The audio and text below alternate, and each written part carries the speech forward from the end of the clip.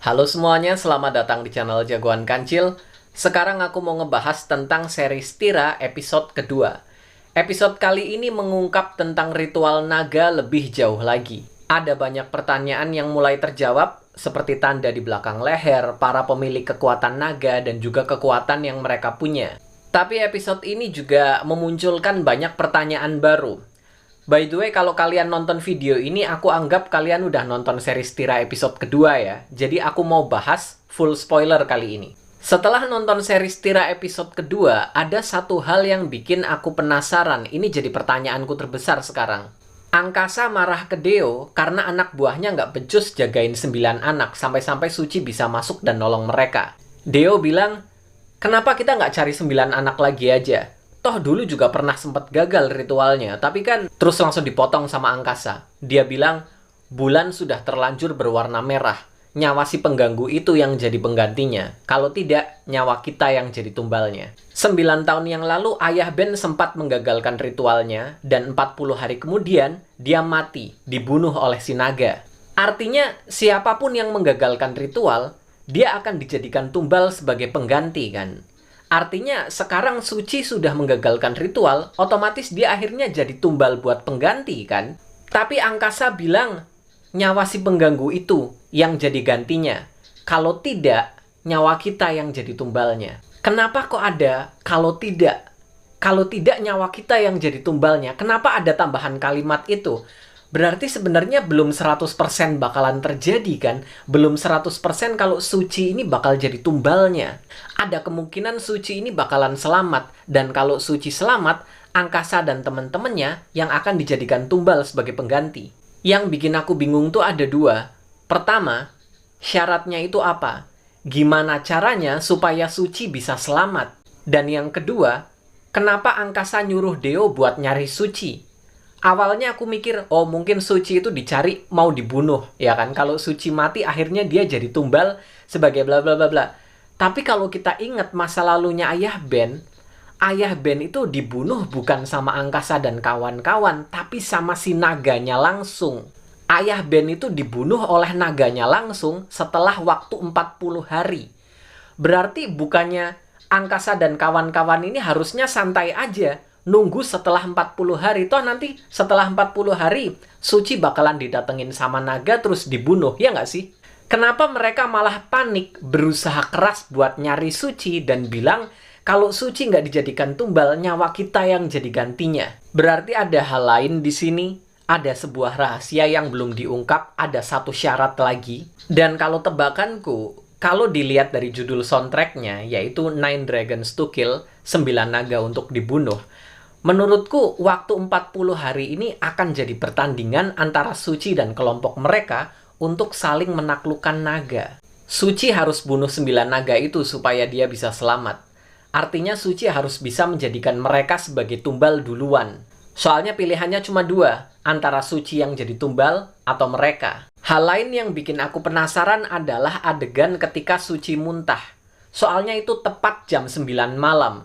Tepat saat diadakan ritual naga 2 hari sebelumnya, jam 9 malam juga. Dan muntahannya ini juga bukan muntahan biasa. Warnanya itu putih dan berasap. Itu nggak normal. Dia muntah bukan karena jijik. Nggak ada muntah yang ada asapnya kayak gitu. Dan parahnya lagi, tepat setelah Suci muntah, tanda naga itu langsung keluar di belakang lehernya. Resmi si naga ini udah beneran kelihatan di badannya Suci. Kenapa harus bener-bener nunggu 2 kali 24 jam? Harus 2 hari dulu baru kelihatan. Jadi, aku ada teori menarik dari Rian Karisma, Instagramnya ada di sini ya. Dia bilang, angka yang disebut di ritual ini bikin dia inget sama proses waktu perempuan hamil. 40 hari kutukan naga, 40 minggu usia mengandung, hari kedua Suci mulai muntah, minggu kedua ibu hamil mulai merasa mual. Kalau menurutku rasanya emang aneh tiba-tiba Suci muntah, muntahannya warna putih dan berasap pula, terus habis itu tiba-tiba lehernya sakit dan keluar tato naga. Ini nggak mungkin kebetulan. Muntah dan keluarnya tato naga itu bisa jadi pertanda kalau naganya itu mulai menetas di badannya Suci. Dan reaksi yang dirasakan ya kayak gitu, nyaris mirip sama ibu hamil karena sama-sama merasakan ada kehadiran baru di badannya. Agak aneh emang cocok loginya, tapi menurutku pas kok, menurutku masuk kok. Karena kan ini Suci emang bener-bener kemasukan naga kan, hitungannya kerasukan naga gaib kan. Kalau kata Mas Aswin Dafri, nama Nagatira itu artinya kira-kira perempuan yang memimpin naga, ratunya para naga. Jadi sebenarnya pas juga kan induknya para naga. By the way, perlu diingat juga reaksinya Deo waktu ngelihat air muntahan itu. Dia kenal banget itu air muntahan macam apa. Kemungkinan ini juga terjadi ke mereka semua, ke para orang-orang yang mengadakan kontrak dengan naga untuk masuk ke badan mereka. Kemungkinan mereka juga ngalamin hal yang sama, muntah dan ininya mulai keluar. Dan di sini juga mulai keungkap kalau para pemilik naga ini kayaknya mereka memiliki kekuatan khas masing-masing. Deo punya kemampuan regenerasi, mampu menyembuhkan dirinya dengan cepat, bahkan luka sefatal tusukan di leher sekalipun. Angkasa kayaknya punya kemampuan yang berkaitan dengan gema suara. Suaranya itu bikin orang jadi tertekan. Entahlah, tapi mungkin bisa juga gravitasi, mungkin bisa juga berhubungan dengan magnet atau apa, dia menahan orang. Tapi highlight-nya kayak suara, soalnya suaranya benar-benar dibikin besar dan tempatnya itu benar-benar dibikin bergetar kayak gitu ya, jadi kayak getaran. Jadi tebakanku untuk sekarang kayaknya lebih ke kekuatan tekanan suara. Sementara si anak kecil yang muncul di awal episode, aku baca di kredit namanya adalah Mamat ya. Dia punya kemampuan yang kayaknya bisa menghilang, badannya itu jadi transparan. Soal anak ini sebenarnya aku masih belum yakin, aku masih bingung ya. Soalnya Mamat ini adalah salah satu dari korban 9 ritual yang akhirnya dibebasin sama Suci. Habis itu dia diikuti sama makhluk berwarna hitam yang kalau menurut tebakanku sih salah satu dari naga juga ya. Tapi kalau kita lihat dari bentukannya nggak mirip naga sih. Bentukannya lebih mirip kayak leak Bali ya. Soalnya masing-masing dari naga yang kita lihat sejauh ini kayak naga yang ngikutin Suci, naga yang ada di belakangnya Deo, naga yang ada di belakangnya Angkasa. Meskipun itu bentuknya beda-beda, tapi semuanya itu sama-sama punya moncong bentuk kayak ular, punya moncong buaya, komodo, kadal, atau sejenisnya, moncong reptil lah ya. Sementara yang ngikutin anak ini, enggak. Bentuknya kayak tengkorak dan kayak leak Bali, ada taringnya, bener-bener datar, mukanya nggak ada moncongnya. Jadi apakah itu salah satu naga? Atau mungkin itu sebenarnya itu makhluk yang beda, makhluk yang berbeda? Terus ketika badan anak ini mulai transparan, apa berarti anak itu punya kekuatan menghilang? Atau justru badannya ini secara perlahan dimangsa sama makhluk itu, makanya secara perlahan mulai menghilang? Kalau menurutku, ada kemungkinan kalau makhluk ini memang bukan bagian dari 9 naga.